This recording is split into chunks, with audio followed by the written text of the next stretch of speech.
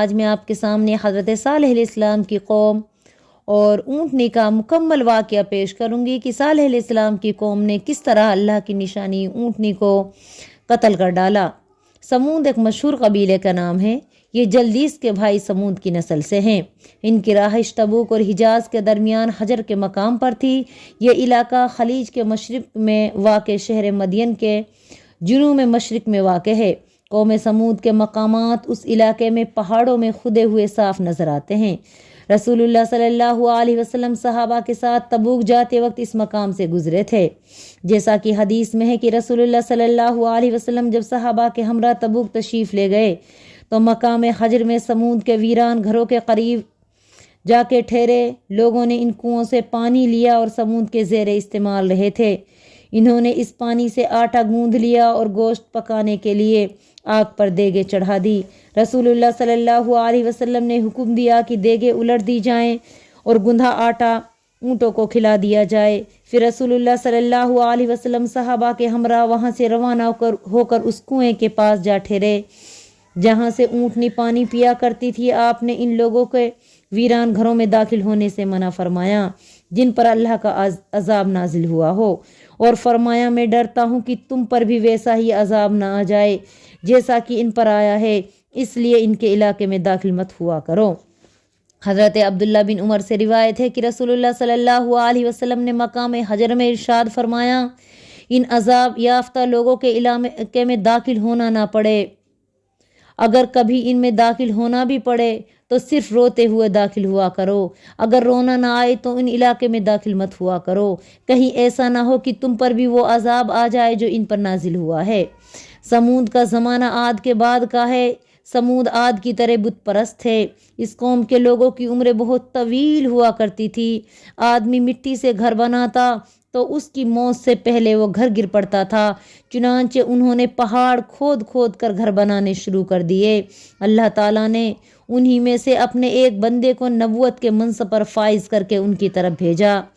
اس نبی کا نام صالح بن عبید تھا۔ حضرت صالح نے قوم کو اس بات کی دعوت دی کہ اللہ وحدہ لا شریک کی عبادت کریں، تبوک کے بتوں سے کنارہ کشی کریں، اللہ تعالیٰ کے ساتھ کسی چیز کو شریک نہ کریں۔ کچھ لوگ ایمان لے آئے لیکن اکثر نے کفر کیا اور زبان و عمل سے انہیں اذیت دی۔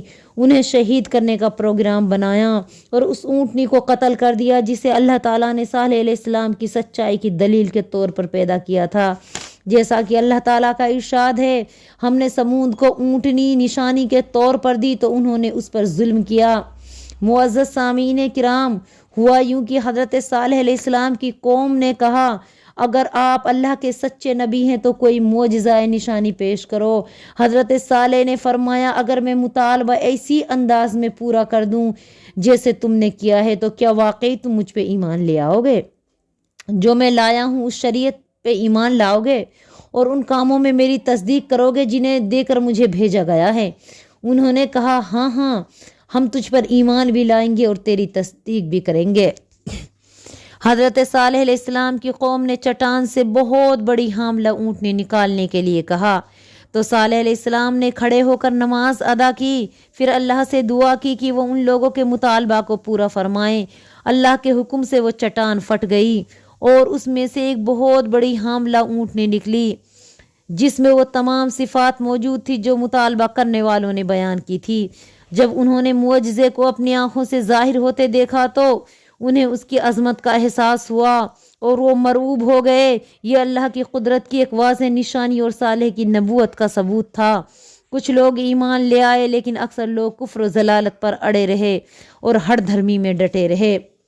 وہ اونٹنی ان میں موجود رہی، ان کے علاقے میں جہاں سے چاہتی چرتی اور جب کنویں پر پانی پینے جاتی تو کنویں کا سارا پانی پی لیتی۔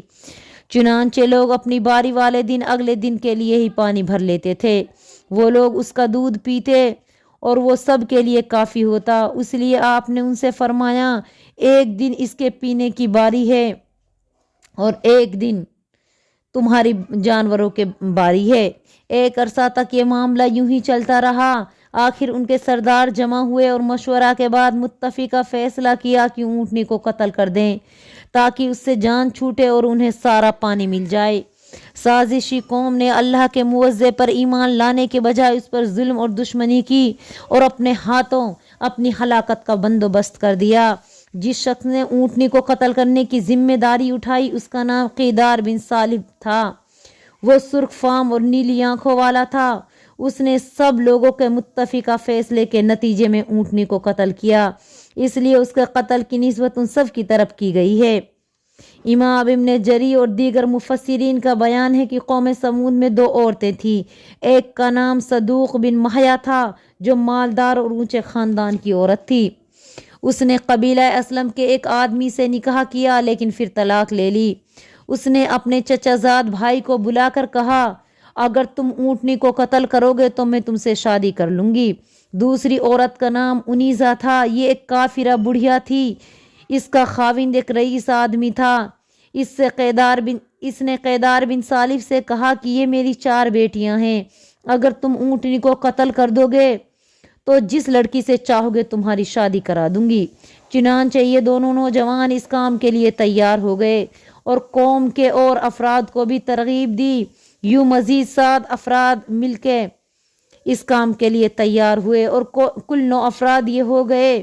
ارشاد باری تعالیٰ ہے شہر میں 9 شخص تھے جو ملک میں فساد کیا کرتے تھے اور صلح سے کام نہیں لیتے تھے۔ انہوں نے باقی قبیلے کو بھی ساتھ ملانے کی کوشش کی تو لوگوں نے ان کی تائید کی۔ وہ اونٹنی کو قتل کرنے کے لیے گھات میں بیٹھ گئے۔ جب وہ پانی پی کر واپس آئی تو مصدح نے جو چھپ کر بیٹھا ہوا تھا اس پر تیر چلایا جو اس کی پنڈلی کی ہڈی میں پیوست ہو گیا۔ انیزا اور اس کی بیٹیاں بھی قیدار کی حوصلہ افزائی کے لیے آئی اور انہیں جوش دلانے کے لیے اپنے چہرے سے نقاب الٹ دیے۔ قیدار بن سالف نے جلدی سے اونٹنی پر حملہ کیا، اس کی کوچے کاٹ دی، وہ زمین پر گر پڑی اور زور سے آواز نکالی جس سے اس کا بچہ چوکن نہ ہو گیا۔ وہ دور پہاڑ پر چلا گیا اور 3 بار بلبلایا اور غائب ہو گیا۔ قیدار نے اونٹنی کے گلے پر نیزہ مار کر قتل کر دیا۔ علماء کرام نے فرمایا ہے کہ جب ان لوگوں نے اونٹنی کو قتل کیا تو اس پر سب سے پہلے قیدار بن سالف لعنت اللہ علیہ نے حملہ کیا اور اس کی کوچے کاٹ دی، وہ زمین پر گر پڑی۔ پھر سب افراد نے جلدی جلدی تلواروں سے اس کے ٹکڑے کر دیے۔ جب اس کے بچے نے دیکھا تو بھاگ کر سب سے اونچے پہاڑ پر چڑھ گیا اور 3 بار بلبلایا اور پہاڑ میں غائب ہو گیا۔ اس لیے صالح علیہ السلام نے فرمایا اپنے گھروں میں 3 دن اور فائدہ اٹھاؤ، یعنی 3 دن کی مہلت تمہیں دی جاتی ہے۔ جب شام ہوئی تو انہوں نے پروگرام بنایا کہ رات کو صالح کے گھر میں گھس کر آپ کو آپ کے اہل و عیال سمیت شہید کر دیں گے، پھر اگر آپ کے اقارب نے قصاص یا دیت کا مطالبہ کیا تو ہم مکر جائیں گے اور کہیں گے کہ ہم نے قتل نہیں کیا۔ جن افراد نے حضرت صالح کے شہید کرنے کی سازشیں تیار کی تھی اللہ نے ان پر ان کی قوم سے پہلے ہی عذاب نازل فرما دیا اور ان پر پتھر برسا کر کچل ڈالا اور تباہ کر دیا۔ جب مہلت کا پہلا دن یعنی جمعرات کا دن آیا تو ان کے چہرے زرد ہو گئے جسے صالح علیہ السلام نے فرمایا تھا۔ جب مہلت کا دوسرا دن آیا یعنی جمعہ کا دن تو ان کے چہرے سرخ ہو گئے، اور جب مہلت کا تیسرا دن یعنی ہفتہ کا دن آیا تو ان کے چہرے سیاہ ہو گئے۔ جب ہفتہ کی شام ہوئی تو انہوں نے کہا کہ صالح کی کہی ہوئی مہلت ختم ہو گئی۔ جب اتوار کی صبح ہوئی تو انہوں نے خوشبوئیں لگائی، تیار ہو کر بیٹھ گئے اور انتظار کرنے لگے کہ دیکھے کون سا عذاب آتا ہے۔ انہیں معلوم نہیں تھا کہ ان کے ساتھ کیا سلوک ہونے والا ہے اور ان پر کس طرح عذاب آنے والا ہے۔ جب سورج طلوع ہوا تو آسمان سے ایک شدید آواز آئی، نیچے سے زلزلہ آ گیا، چنانچہ تمام افراد کی روحیں پرواز کر گئی۔ وہ مر کر بے حس و حرکت اور خاموش ہو گئے، اپنے گھروں میں جیسے بیٹھے تھے ویسے ہی بیٹھے کے بیٹھے بے جان اجسام میں تبدیل ہو گئے اور حرکت بھی نہ کر سکے۔ ان میں سے صرف ایک لونڈی زندہ بچی جو چلنے پھرنے سے معذور تھی، اس کا نام کلبہ بن سلق تھا اور اب اسے ذریعہ بھی کہتے تھے۔ وہ پکی کافرہ تھی اور صالح کی سخت دشمن تھی۔ جب اس نے عذاب دیکھا تو اس میں چلنے کی طاقت آ گئی، چنانچہ وہ انتہائی تیزی سے بھاگی، حتیٰ کہ عرب کے ایک قبیلے کے پاس جا پہنچی۔ اس نے تمام چشمدید واقعہ سنایا اور قوم پر آنے والے عذاب کی خبر دی۔ پھر پانی مانگا، جب اس نے پانی پیا تو وہ بھی مر گئی۔ اللہ تعالیٰ نے فرمایا یوں محسوس ہوتا تھا کہ وہ کبھی بسے ہی نہ تھے، آباد ہی نہیں ہوئے، یعنی اس طرح فنا ہو گئے گویا کبھی تھے ہی نہیں۔ صالح نے قوم کے ہلاک ہو جانے کے بعد قوم سے مخاطب ہو کے افسوس کے ساتھ فرمایا، اے میری قوم، میں نے تمہیں اپنے پروردگار کا پیغام پہنچایا تھا اور تمہارا بھلا چاہا تھا، ہر طریقے سے تمہیں راہ راست پر لانے کی کوشش کی، اپنے قول و عمل اور نیت سے اس کی انتہائی کوشش مند تھا، لیکن تم لوگ نصیحت کرنے والوں کو پسند نہیں کرتے تھے، اس لیے تم اس دردناک عذاب کا شکار ہو گئے جس میں تم ہمیشہ مبتلا رہو گے۔ اب میں کسی طرح بھی تمہیں اس عذاب سے چھڑا نہیں سکتا، میں نے تو اپنا فرض ادا کر دیا، اللہ کا پیغام تم تک پہنچایا اور تمہاری خیر خواہی کی، میں یہی کر سکتا تھا، اس کے بعد اللہ جو چاہے کرتا ہے۔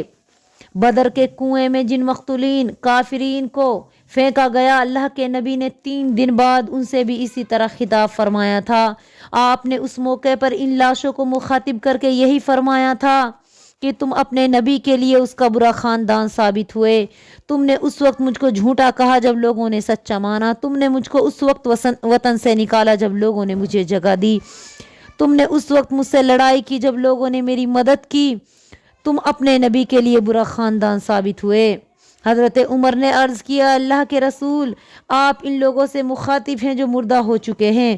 نبی نے فرمایا، قسم ہے اس ذات کی جس کے ہاتھ میں میری جان ہے، میری بات تم ان سے زیادہ نہیں سن رہے ہو، لیکن یہ جواب نہیں دے سکتے۔ بعض علماء فرماتے ہیں کہ اس واقعے کے بعد صالح علیہ السلام حرم شریف تشریف لے گئے اور وفات تک وہیں مقیم رہے۔ ابو زرگال کا واقعہ اسی میں ہے کہ حضرت جابر سے روایت ہے کہ رسول اللہ صلی اللہ علیہ وسلم جب مقام حضر سے گزرے تو فرمایا، معجزات کا مطالبہ نہ کرو۔ صالح کی قوم نے مطالبہ کیا تو وہ اونٹنی کی شکل میں معجزہ ظاہر ہو گیا اور اس راہ سے پانی پینے آتی تھی وہ اونٹنی اور اس راستے سے واپس جاتی تھی۔ انہوں نے اپنا رب کا حکم مانتے ہوئے سرکشی کی اور اس کی کوچیں کاٹ دی۔ ایک دن وہ پانی پیتی تھی، دوسرے دن وہ اس کا دودھ پیتے تھے۔ جب انہوں نے اسے مار ڈالا تو ان پر ایسی سخت چیخ کا عذاب آیا جس سے تمام لوگ ہلاک ہو گئے، صرف ایک آدمی بچا جو اس وقت حرم کی سرزمین میں تھا۔ صحابہ کرام نے عرض کیا، یا رسول اللہ وہ کون تھا؟ آپ نے فرمایا، وہ ابو زغال تھا۔ جب وہ حرم کی حدود سے نکلا تو وہ بھی اسی عذاب کی لپیٹ میں آ گیا جو اس کی قوم پر آیا تھا۔ اس طرح اللہ تعالیٰ نے اس قوم کو مکمل طریقے سے عذاب میں پکڑ لیا اور یہ تمام کے تمام لوگ مارے گئے، اور حضرت صالح علیہ السلام اور نیک لوگ اس علاقے سے نکل کر حرم شریف تشریف لے گئے۔ تو ہمیں بھی اپنے نبی کی تمام ہدایات پہ عمل کرنا چاہیے، نبی کی نافرمانی اور سرکشی نہیں کرنی چاہیے۔ اگر ہم اللہ کے نبی کی نافرمانی کریں گے تو ہم پہ بھی اللہ کا عذاب آ سکتا ہے۔ آمین۔ السلام علیکم ورحمۃ اللہ وبرکاتہ۔